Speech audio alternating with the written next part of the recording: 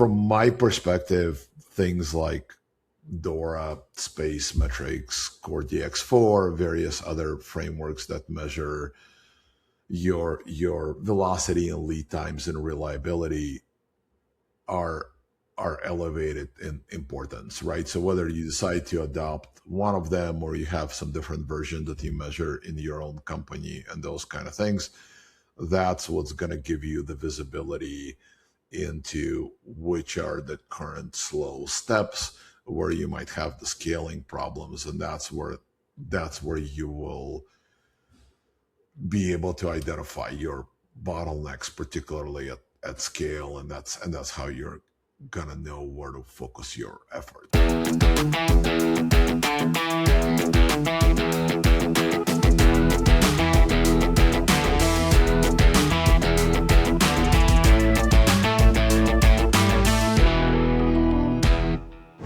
Welcome to Stack Sessions. I'm Jeff Keyes, Field CTO at AllStacks, where we explore the intersection of software engineering and business strategy and how AI is changing the way product and engineering leaders build, decide, and lead.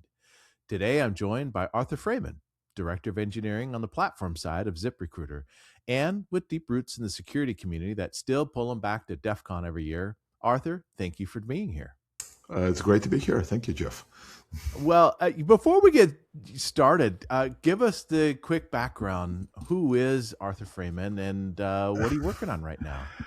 I'm going to age myself here, but I've been doing this for close to 3 decades. I've worked for anything from Fortune 100 companies to small startups, software as a services, various .coms, and everything in between. Definitely span the range of disciplines within platforms, from network to security to kind of more modern variants of what we do now. And today I'm at ZipRecruiter. I've been at ZipRecruiter for the last little over 3 years, and I run what we call a core infrastructure team at the company. Well, core infrastructure, I always take that as like it's a unique role because you have many customers and makes it interesting. We consider every developer at the company to be our customer. That's our customer base. We have a few hundred developers at Zip, and those are our primary customers. Well, I'm going to dive into one of the coolest things that just recently. You recently gave a talk at scale that I haven't heard people question a lot, which is, are we building for humans, or are we building for the agents that those humans are operating? Do you give a little highlight, and we'll leave that as a teaser to go follow up? Sure. I mean, I did give a talk at scale, and appreciate the folks hosting me there and everything else. And I think I really try to think through of how the space of platform engineering and DevOps is evolving in the AI world that we're living in now, what assumptions are changing, and kind of how it's impossible to make predictions, but how can we sort of reason about what's coming next and have some mental frameworks around it. And I certainly think one of those is that the customer is changing, that our customer used to be a human, and likely our customer is becoming either an agent or an agent operated by a human, right? And that I think changes some of the prior assumptions, or at least worth revisiting them. For sure. People, the longer you know them, the more they understand context, the more they understand who you are. You can start to decrease the amount of information you have to hand off, because they'll be able to take their tribal knowledge and things with them. It kind of changes a bit when you're dealing with now agents and where it goes. Well, and as long as we're talking about that, in our prep call, you told me that your CEO has given you lots of air cover to run real AI experiments, but that you still sit in meetings where, your yearly spend number triggers harder questions than the results do. I'll just leave it there, because I think your insights here are interesting. Sure. I mean, without talking about our specifics, I mean, I think it's true for all the companies that are experimenting with that, right? Like, folks are dipping their toes in the water, and some are farther along on the spectrum than others, right? But ultimately, it costs a bunch of money, and at the end of the day, every business is going to look for justifications, right? Like, yes, you can sort of have a theory or hypothesis, right? And there's some evidence, but at the end of the day, like for any business, ultimately the question is going to have to get answered. What are we getting for all of that money we just spend on like clouds and open AIs and tokens and everything else and whatever the platform you might be using, right? And so like that's a question that everybody should be prepared to answer. Yeah, for sure. Well, let's get back to, are we building to humans? Or are we building for the agents and the humans that manage them? How did you come up with this thought, and walk me through how you got there? It's a really good question, Jeff. There's definitely a few assumptions that are maybe going to be some controversial a little bit, right? And starting from the premises of how I got there is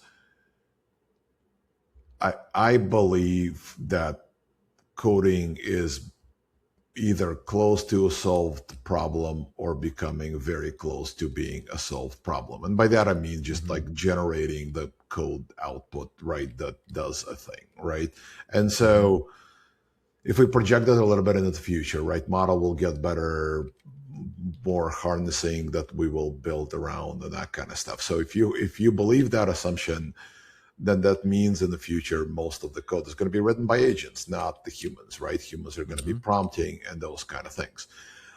So taking that further, then that changes some of the assumptions that we were making in the past, right? So if it's agents generating code, agents are maybe reading that code for future bug fixes, feature adds, things like that. Agents may be looking at it on your PR reviews and so on and so forth, right? But that's the actual person interfacing with the code, and the human is more interfacing on the specs or objectives or PRDs or whatever that might be. And so that's where I think the assumptions kind of start changing a little bit, right? Because before we optimized a lot for the cognitive load, for the flow states, right? A lot of the patterns that we've developed in the software industry and platform engineering specifically, right, is been exactly framed around the human wants to do a thing. What is the experience for that human? And is it delightful, right? And is it like easy for them? Is it intuitive? And so on and so forth, right? We're trying to build a great product. But at the point that is the agent actually interfacing with those tools, some of those constraints then change. We don't need a pretty UI for an agent, right? You need it for a human, right? So that's just one sort of basic example. But I think even further, there are other assumptions. I mean, you alluded to it in the beginning of the talk, right? Where humans have a lot of context and they have this embedded tribal knowledge, various other things which you can rely on. Agent does not. So in some ways, you need to provide it much more of this context, knowledge, constraints, rules, externalizing your organizational knowledge in terms of preferences where a human might be implicitly or intuitively picking that up. That's one aspect I think that changes. The other aspect is also some of our long-held principles may no longer be true. One example that I think is just literally from maybe the last couple of weeks. So I was talking to somebody about it at work. There's been a long-held principle of DRY and software engineering and then platforms and that kind of stuff. It makes total sense, right? You don't want to keep doing the same work all the time, and you want to build something that's reusable and durable, and you want to make sure you can evolve it and maintain it over time, and there's total sense behind that. But if an agent is doing it and it's throwaway code every time, and it is easy and cheap for an agent to come up with a different solution every single time, does that principle still matter as much as it did before? Right. And I know I'm kind of being heretical here. I'm questioning some fundamental assumptions, but that just may no longer be true anymore, right? I may simply not care that much if my Cloud Code or Codex or whatever decided to produce a brand new set of code to solve my problem that I'm trying to solve today. And maybe there's a cost optimization vector that it's still worth considering. Mm-hmm. But at the end of the day, I may simply not care if it decides to reuse a tool or create a brand new one for the similar-ish task. Those are some examples that I'm thinking about. Well, and if you go a little further on that, I mean, you're a platform guy. How does this affect you as a platform guy? Of, could they just write some of this stuff and not need the platform anymore? Do they? How do you incorporate that? What's your thinking? That's a really good question. Maybe at some point. I mean, I'm certainly holding that possibility in my head as one of the dimensions.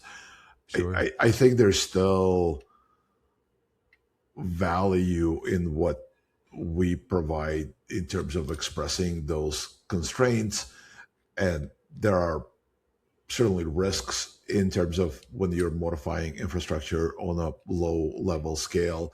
There's still some shared platform that probably is useful to exist for multiple agents to operate. You might have an organization, hundreds or dozens of engineers. They're all using agents, and who knows how we're going to evolve in 6 months. There's still probably some consistency that you want across the board, or some framework within those agents of how those agents will operate. And I think that's maybe where the platform is shifting to in some ways. I mean, there's maybe an extreme way of where we would say that one developer deploys on GCP and another one on AWS and another one on DigitalOcean, and it's all fine as long as they're all on APIs, and it doesn't really matter if we have like a shared infrastructure or something like that. And maybe that will be true at some point. I don't think that's true today, but I think the platform, and this is maybe like a very lower level infrastructure, but if we talk about platform engineering and sort of like the DevOps movement and those kind of things, ultimately what the thing that is important is the software delivery factory. This is the thing that we've always been optimizing for, is delivery of value for the business by developers who are our customers. And so now they're delivering that in a different way using agents and AIs and LLMs. But we still care about similar things, the outcomes, the velocity, the reliability, and those things that business cares about. So that still is, I don't think importance of that disappeared. And in fact, might have gotten greater. Is just the way we implement that is maybe different, right? Because the bottlenecks are now going to be shifting. So like we're seeing it internally already. I'm sure many other companies are as well.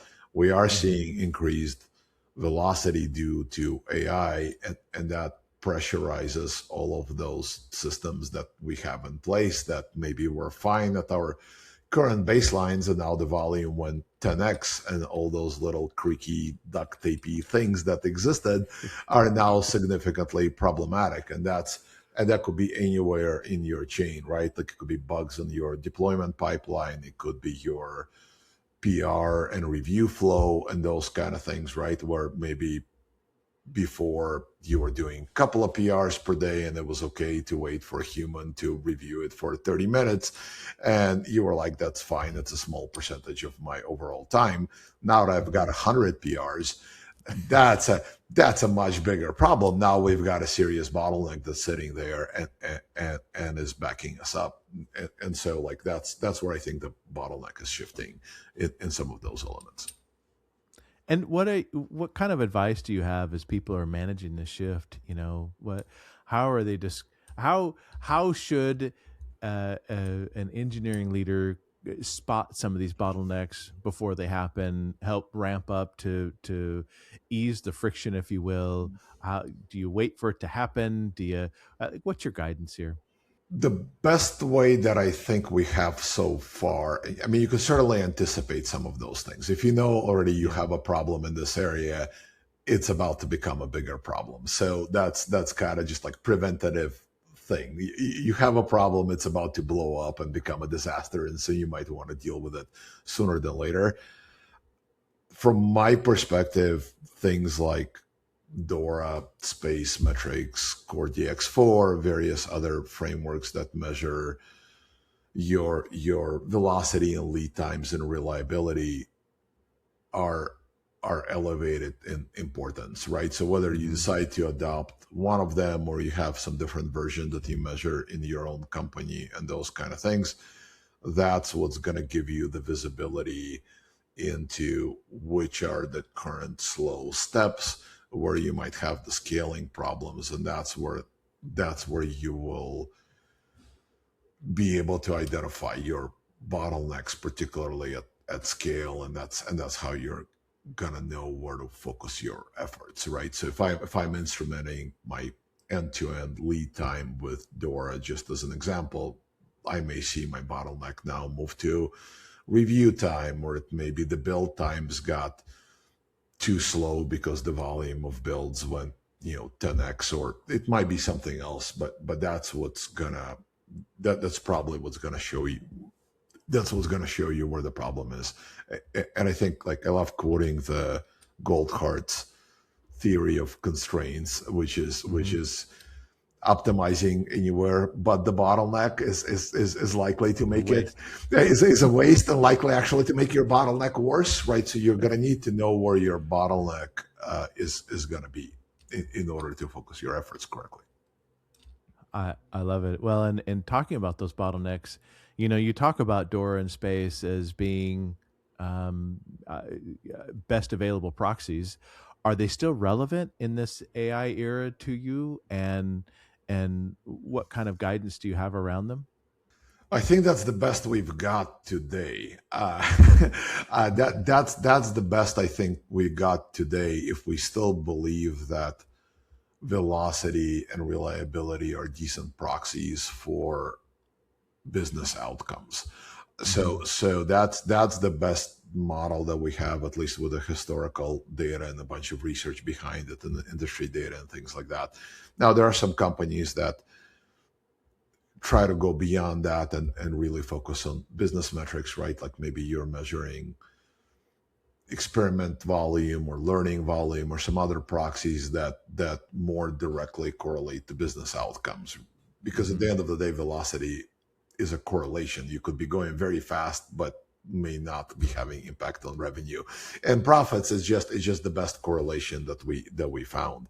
I think the additional area of instrumentation that's probably going to be necessary, that I have not seen good answers yet, but we're thinking about it, is how are developers interacting with AI and agents, and not merely sort of token counts, right? That's probably as bad of a proxy as lines of code, which we all know is terrible for all kinds of reasons, right? And so token counts might be misleading in a bunch of ways, right? Just, you want me to burn 1 million tokens, like, because you're Hmm. tracking that, like, great, I will do that tomorrow. And it might Hmm. also surface like, just because I'm spending less tokens, maybe I'm just more efficient at using AI, and it's not a good metric of showing how am I actually using it. But things like, how many times did I reprompt my agent to accomplish a task, or how many sub agents may be running to accomplish, like how well am I parallelizing tasks, and those kind of things. Those are my senses that there's going to be a lot of effort made around trying to instrument those interactions, because it's really hard to tell who is using AI effectively and who is not. And I think, as at least I have not seen anything that I'm willing to commit to, but it, there's probably going to be lots of efforts there to try to instrument it, and a bunch of Right. Claude's codexes, whatever, they export a bunch of metrics today, like they support hotel standards, various other kind of things, and so at a minimum, I would say start collecting those and try to see if you can mine them for insights. And maybe look at Mm-hmm. correlations to your Dora stats that might give you at least questions to ask Mm-hmm. and rabbit holes to pursue. You might see a correlation that, well, I'm seeing this pattern from these set of developers, and they also have the best lead times for this app in the company, and right, and maybe there's some comparisons there that you can start drawing more conclusions, but high uncertainty. Absolutely. Well, and I remember when we were chatting earlier, you said, and remember, correlation isn't causation. Yeah. I mean that's a common refrain. Always keep that in mind. It's always easy to miss one for the other, and yeah. Well, and as you are running these experiments across your teams and so forth, what are some patterns that you're seeing? What's successful? What's not? If it's token burn and PR count, that's the new lines of code. What are some things that you are seeing that have been helpful or immediately distrust like those? That's an interesting question. We are not there yet internally. We're still very much developing those processes and trying to think about it. We're definitely seeing an increase in velocity by a fair amount, and we're seeing the downstream pressure effects of that. So we are already seeing some of those red flags, kind of to what I was alluding to earlier, where Mm-hmm. some systems are not keeping up, and some of the things are becoming more painful than others. So at least some of the stuff that we're seeing today correlates well with existing Dora research. Small PRs are faster, which Mm-hmm. is not a new finding. This was a well-known fact in the industry for many years, but sort of correlates to AI well in terms of, if you're going to dump 100,000 line of code PR, that's it's going to be sitting there for a while, and so that might lead Yeah. to internal training for your developers. Like, hey, if you're using an agent, split it up in smaller amount of PRs. It's going to be easier and faster for humans to review. This is just one example, but so far I think we have been seeing the correlations to Dora, and it's just that increased velocity is causing pressure. Yeah. Well, and as you said before, I can't remember the exact words, but it was you're going to find those areas that a little bit um, maybe rickety that are We all have those. Nobody is perfect. Everybody has those, and they're just becoming more visible. yes. It's what is that, sort of paraphrasing that old Buffett quote, when the tide recedes, you know who's swimming naked or whatever. And so Yep. those little things that you were able to sweep under the rug and patch and that kind of stuff, they're probably going to be more painful now. Yeah. So you probably already know the areas that you're going to struggle with. You should probably just start looking at them now as part of that journey. That's right. If you already know, then yes, they will become bigger problems for you over time. Something I think you have been really good at that I think listeners will get some out of is back to this question of managing up. You've gotten a lot of leeway.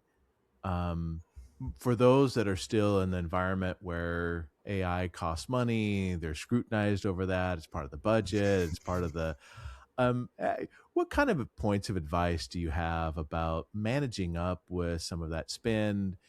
As you said, like any metric you put there, you can get gamed. And like, what are some key things to help justify that AI spend?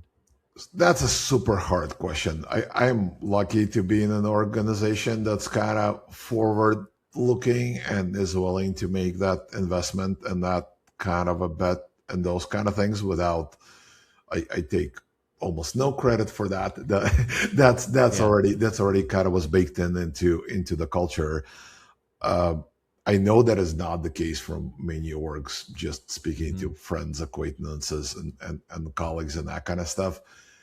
I don't have personal experience of trying to fight those battles and saying this works and this doesn't. I mean, at some point, you're going to have to convince that this is a get some conviction that this is a game changer and that the world has changed and that you need to adopt. But it's probably going to be an uphill battle depending Hmm. on your org.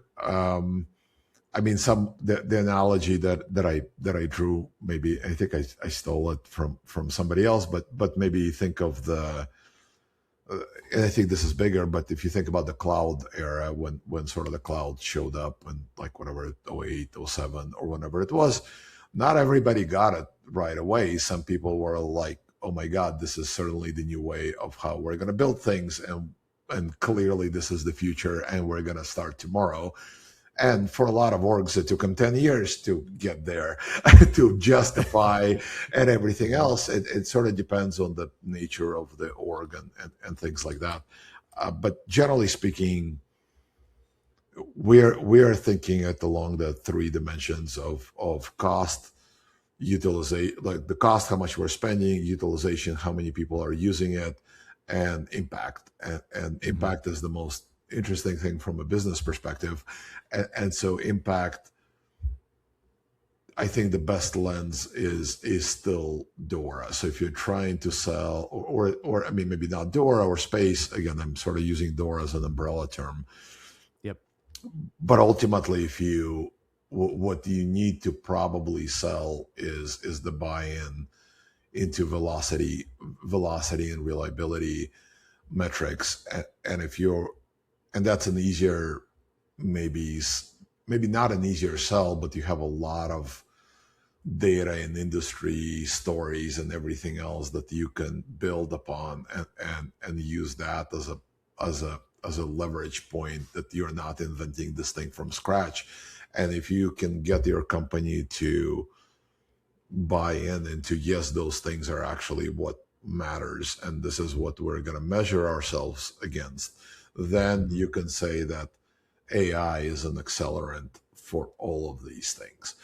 And Hmm. that's where AI can come in. But if your company is not sold on the fact that velocity and developer experience and those things actually matter, the fact that AI is going to make them better, that's not probably going to be the selling point for you. So your probable argument is the same as it was before. Focus.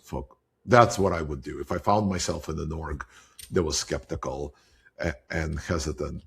I would start selling those aspects first, and again using previous experience and other people as my foundation, and then AI would be the secondary thing after that. Yeah. I would wonder too of I know there's a lot of entry level devs out there, but people that actually know what they're doing, they're not going to want to not use AI in their daily life.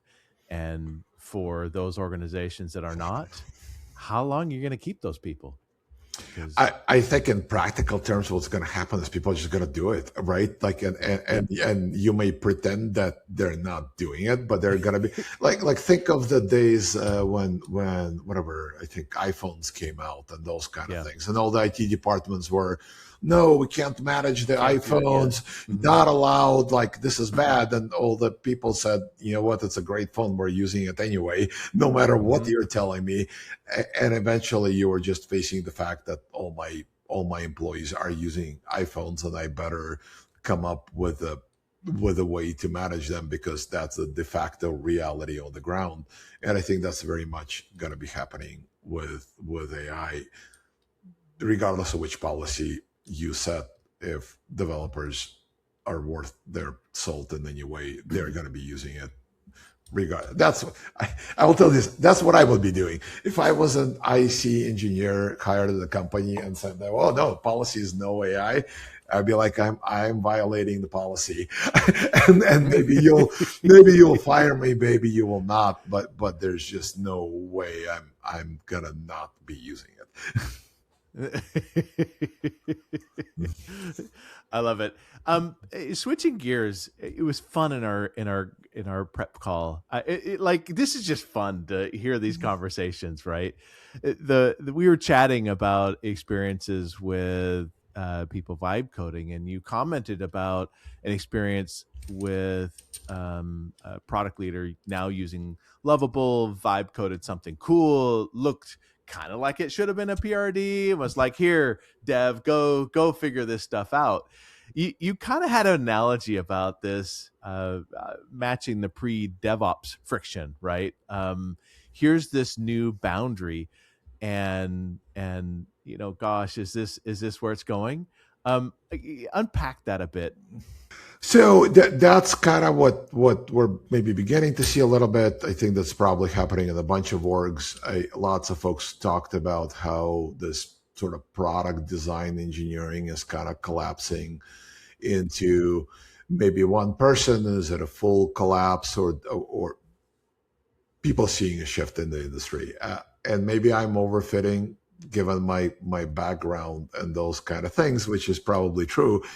But very much some of those conversations reminded me of this, classic DevOps memes, worked on my laptop ops problem. Now we've all seen that meme with a girl and the house on fire and that kind of stuff. Like now it's been so overused, you can't even put it in a presentation now. It's cringy at this point. But that's kind of what it felt like to me, as an analogy, that maybe this dev and ops problem we've been feeling as sort of this platform DevOps professionals for a long time, of that friction, and how do we think about it, and how do we optimize that boundary. And if we sort of go back to the original DevOps movement, some of it was technical.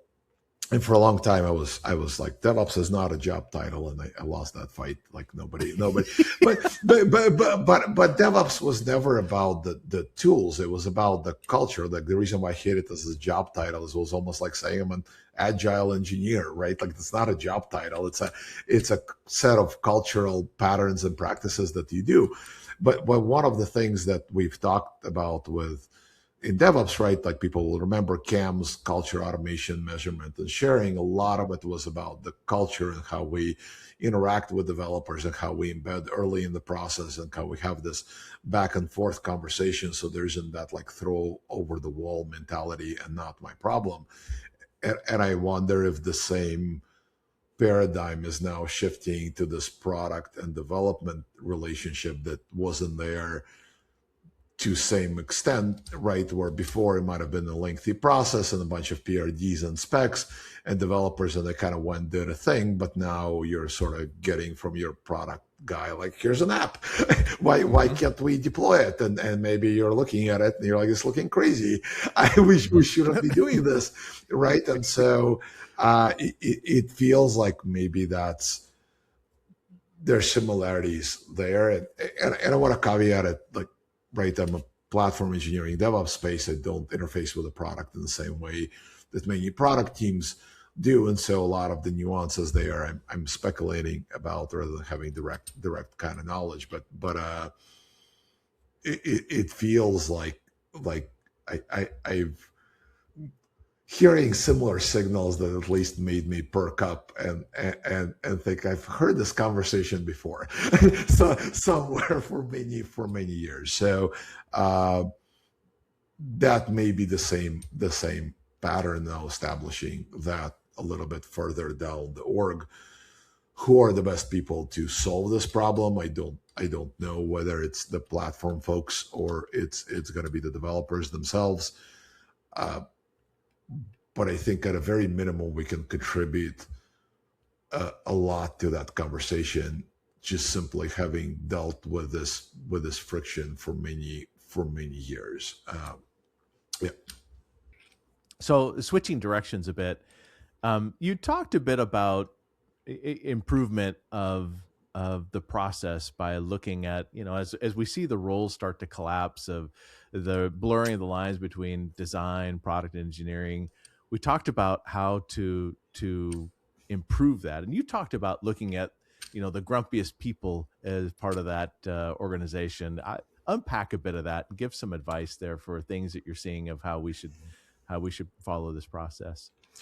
So my best advice there is doing things like, I mean, there's always surveys. That's an excellent tool. I doubt will give you insight in your org. It's cheap. It's easy to do. It's something that you should be doing now.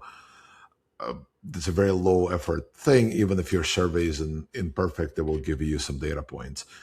The one specific technique on which there are plenty of books and great talks and those kind of things that people can find resources on, is called value stream mapping, which is actually sitting down with the person who's your customer or consuming your product or things along those lines, and actually seeing how they interact, where the bottlenecks are, where the friction is, what are they complaining about, what kind of things are frustrating. And that, to me, still holds true, whether it was in a sort of platform engineering space before AI or now with AI. You can do the very same exercise, and that will give you an insight in a way that maybe you have not before. So I think a lot of folks in our industry kind of like to look at the quantitative metrics and hard data, and we're engineers, and just show me the metric that I can graph in my Grafana or something like that. But it's about the human interaction that I think sometimes is being missed, and nothing substitutes sitting next to that grumpy person and just saying like walk me through your workflow, or just do the basic task that you do every single day, and let me right. And if you're doing that exercise, again, there's many tools and books that you can dig into, but even the simple guideline is, don't try to be there to solve the person's problem. Just sit there and observe.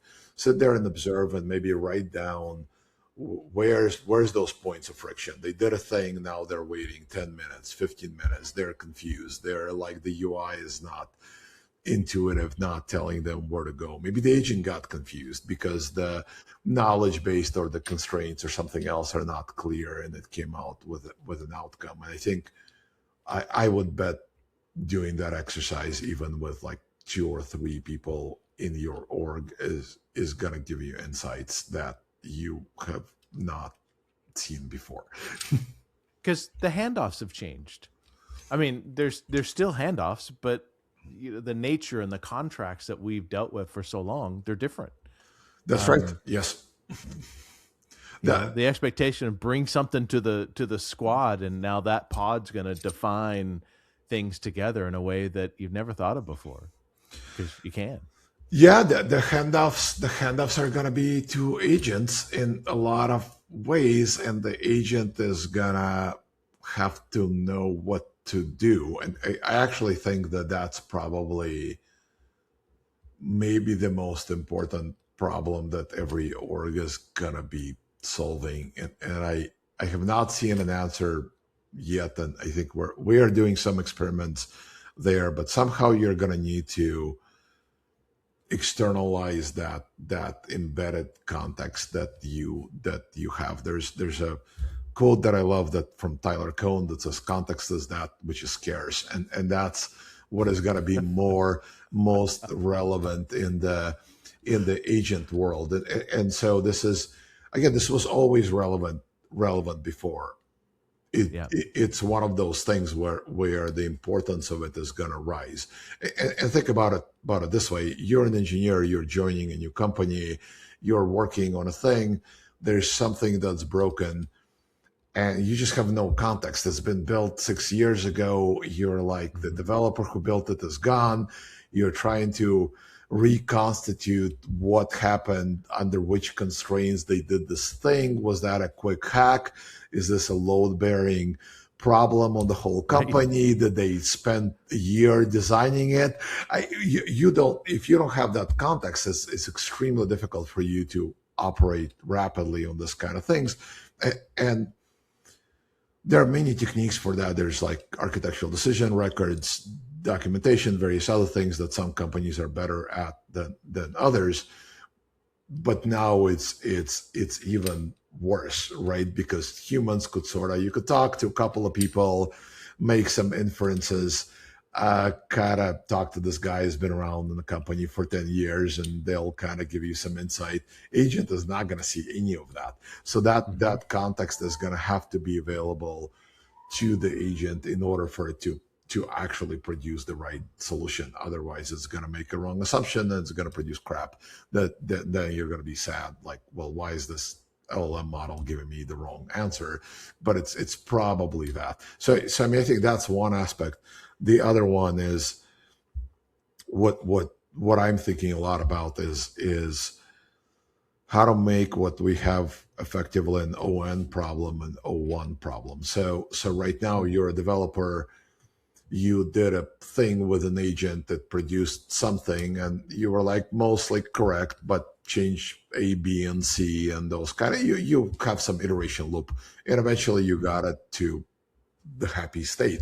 And then the next developer tomorrow is working on the same app, same exact set of mistakes, and they now have to repeat exactly the same cycle that you just did. So what we want is this to be retained once. Once I told the agent, don't do this like that, we have a preference in the company, whatever the reasons might be, you want to persist that. So the next cycle this happens, the agent already took those human inputs and can tee off of that on the next cycle, right? So essentially some kind of a feedback loop where you're retaining that human feedback in a way that's accessible to the agents. And I mean, I think it's a super interesting problem. I think it maybe is the most important problem for many companies that is going to be the one to solve, right? And again, there's a lot of complexity there because not everybody's preferences are the same. CEO's preference probably ranks at the top, right? And so if your CEO says, I don't want my company to be in this line of business, it doesn't matter what anybody else's preferences are. You should not be doing this, right? And maybe your principal engineer's opinion is not the same as your new hire's opinion. And if those are in conflict, maybe you should be taking your principal engineer as the source of authority. But then there's also, but maybe your principal engineer is wrong, right? Just because you're a new hire doesn't mean you're wrong. And maybe in some cases, like that new hire actually has the right perspective. And so how do we actually embed that into the system that's consumable by agents and AIs is a difficult problem. It is. What a fun time to be part of this industry. I think this is most excited I've been in years. I think a lot of people are maybe pessimistic or I understand there's different views and the world is changing. For my part, I'm as excited as I have been in a long time. I think I'm looking forward to how the things will shape out. I feel the same. Biggest pivot ever. Arthur, what a fun time. How do people follow you? How do they keep up? Yeah, I'm not much on social media presence for a number of reasons, but I am on LinkedIn. That's probably my only social media presence of note. And so that's if I post something, that's probably where I'm going to put the link on. So definitely feel free to connect to me there, or if you want to message me or talk to me about it, that's the best way to reach me. And I guess that's the only way to reach me on social media. Yeah. Well, Arthur, thank you for being with us today. This is just interesting to get your insights, and what a fun time. This has been another session of Stack Sessions, and we'll see you on the other side. Arthur, thank you very much, and until next time. Of course, Jeff. Thank you. It's been a pleasure, and thank you for having me.